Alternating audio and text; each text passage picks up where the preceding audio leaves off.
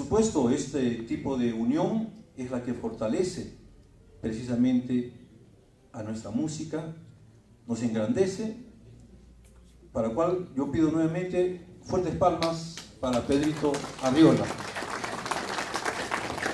Entonces, de inmediato, le damos el pase respectivo para su ponencia. Muy amable, tocayo, gracias.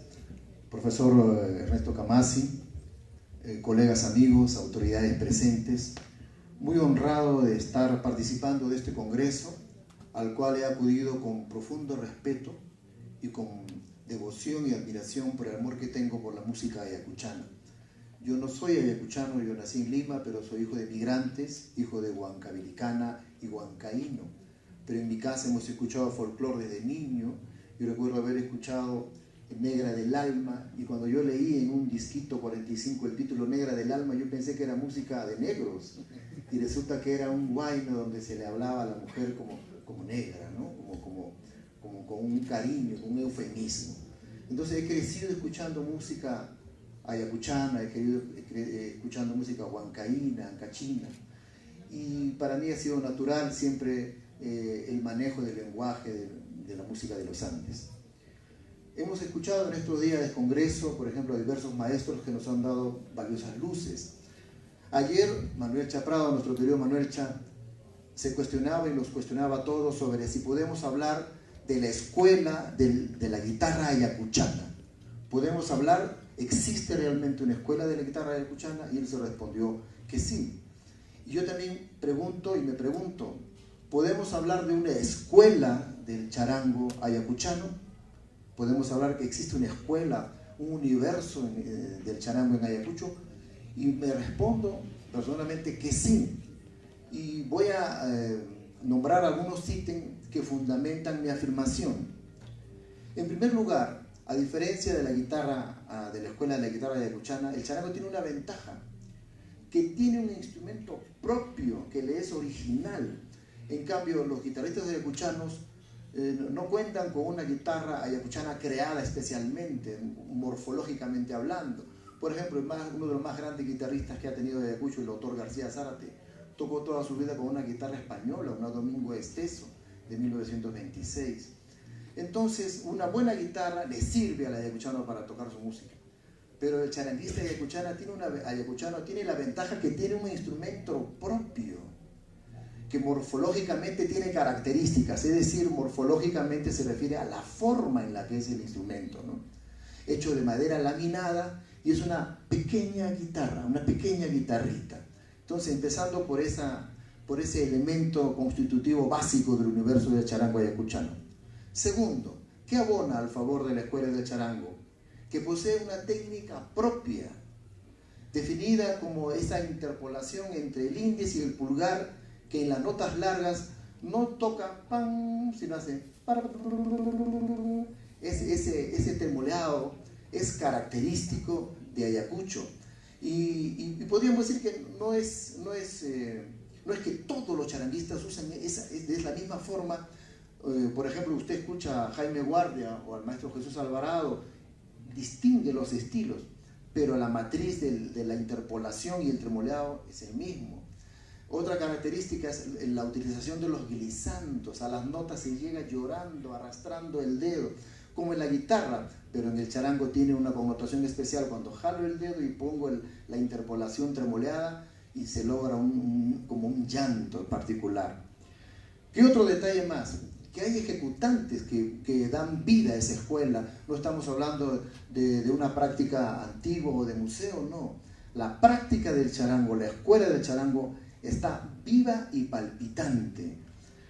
Posee además un repertorio que le es propio, tomado de la canción ayacuchana o canciones creadas especialmente para el instrumento. Y por último, tiene un profundo respaldo social en las comunidades, en las ciudades, en los pueblos, ¿no? Escuchamos que no solamente es interpretado por charanguistas de ciudad, sino también de las zonas rurales, en fin, forma parte del universo musical ayacuchano en general. Ahora, podemos hablar también de un mapa geográfico de interpretación, o lo que nos decían, maestro Rodrigo Montoya, como los circuitos en los que se toca y se vivencia la música ayacuchana, y en este caso el charango, ¿no? Él nos hablaba de algunos circuitos importantes. Primero el local, sea la comunidad, sea el barrio. Luego el siguiente circuito podría ser el distrito, para luego pasar a la provincia, luego el departamento, y luego vendría el circuito un circuito nacional, donde consagrados artistas tienen repercusión en todo nuestro territorio nacional, ¿no es cierto? Ahora, en este mapa geográfico quisiera hablarles de que ya el charango ayacuchano está trascendiendo sus fronteras. Ya no solo se habla de que el charango se toca en Ayacucho, el charango ayacuchano, sino ese mismo instrumento, morfológicamente hablando. Los cultores que lo interpretan ya tienen réplica de otros exponentes, no siendo ayacuchanos, que tocan música ayacuchana, como quien habla, que lo hago con todo respeto y admiración.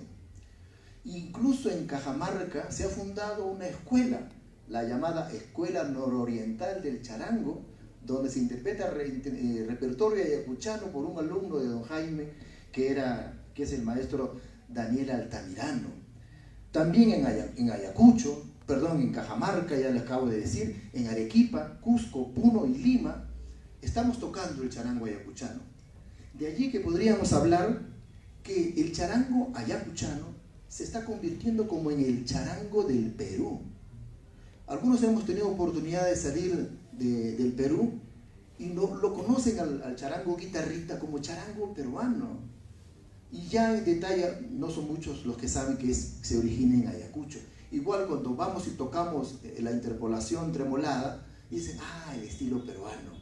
Entonces, Ayacucho está aportando al Perú una peruanización del charango muy importante y valiosa, y que esto es determinante en cómo nuestra música andina se viene fortaleciendo.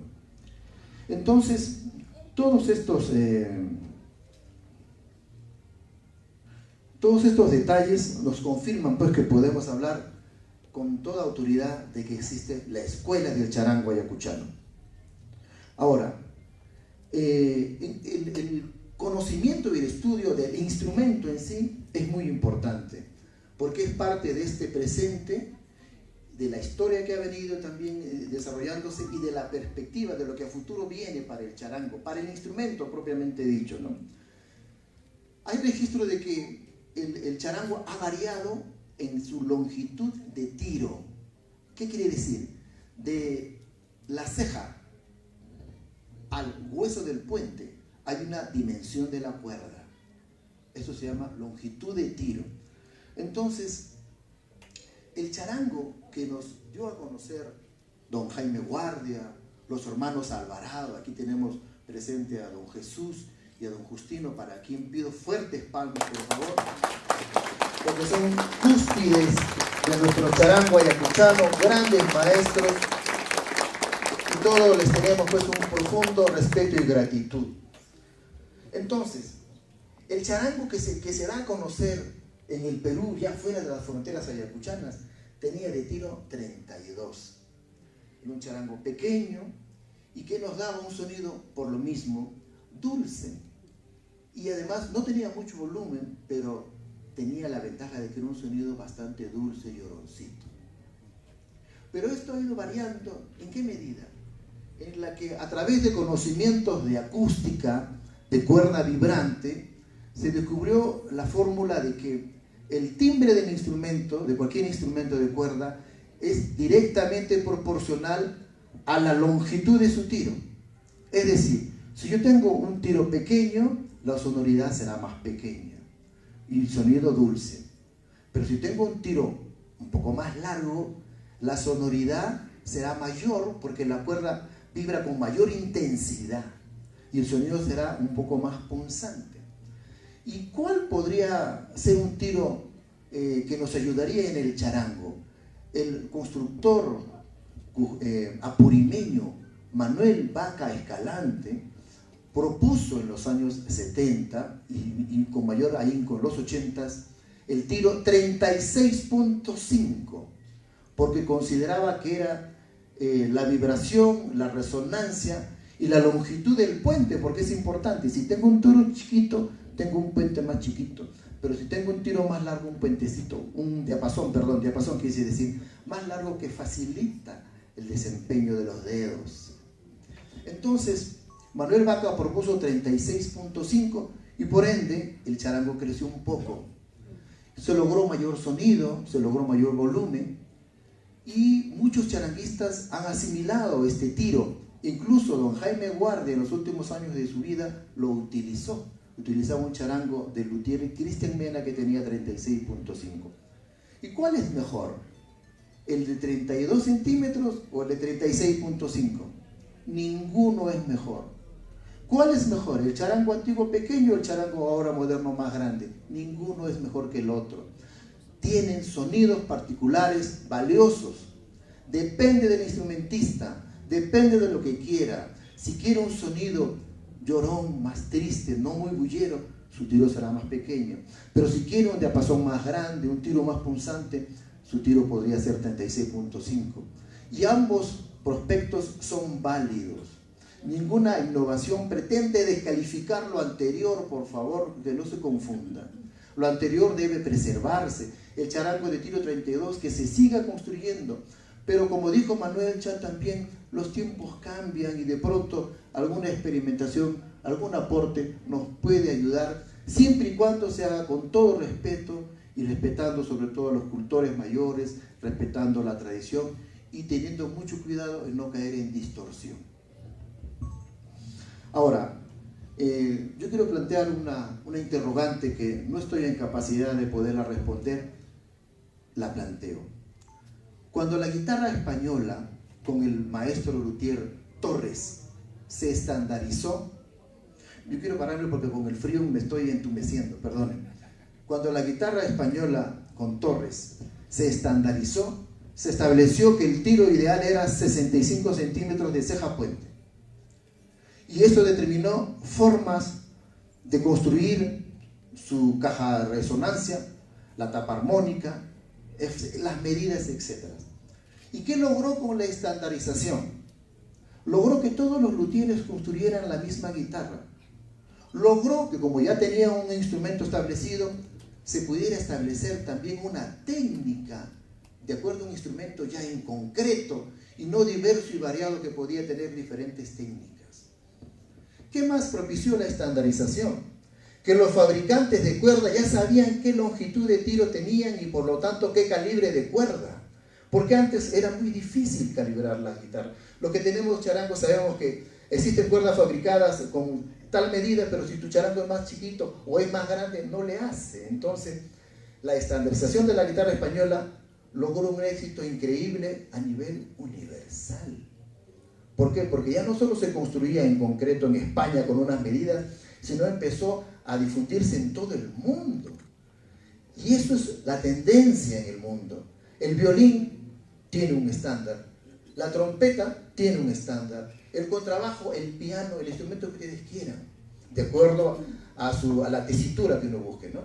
Entonces, pregunto, ¿será posible hablar de una estandarización del charango ayacuchano? Dejo planteada la pregunta. El presente del charango ayacuchano considero que es vigoroso en cuanto a que tiene una historia fundada en hombres de mucha valía que lo han definido como tal, como una creación de un pueblo, como expresión de la cosmovisión del hombre andino. No es solo una creación estética, sino es fundamentalmente también una creación ética que busca reivindicar la explotación, el abuso, la miseria, el maltrato, la subjugación, el olvido, el ostracismo de nuestros pueblos del Ande. Y en ese sentido, nombres como el de don Jaime Guardia, como de Jesús Alvarado, Justino Alvarado, como el maestro Roberto Tevez, por nombrarles aquellos a los que yo he conocido. Seguramente, sin duda alguna, el maestro Ernesto Camasi podría desasnarme y darme una lista larguísima de nombres que omito involuntariamente por ignorancia, ¿no? Entonces, actualmente, siguiendo esa tradición de maestros, también tenemos a don Julio Humala, tenemos a nuestro querido Boris Villegas, presente aquí también, y para quien pido fuertes palmas, por favor, don Borischa, maestro del charango. Y dentro de los nuevos cultores tenemos a José Mesa, a Percy Rojas Villadelsa y humildemente este servidor. Otra pregunta.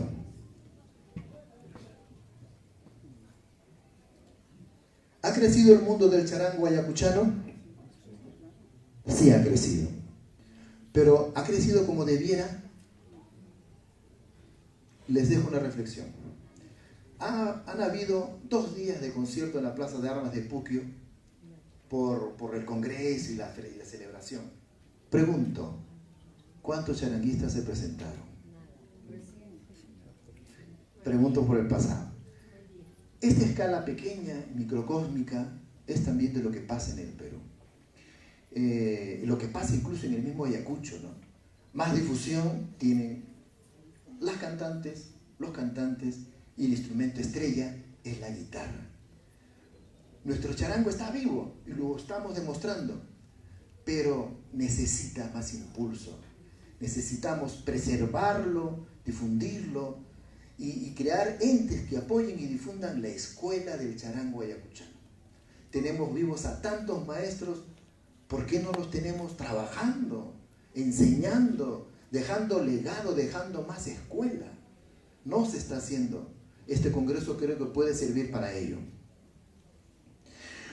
Han habido hitos que están sí abonando al charango, como la Escuela Nacional Superior de Folclore José María Arguedas, donde me formé yo y donde fue mi maestro don Jaime Guardia.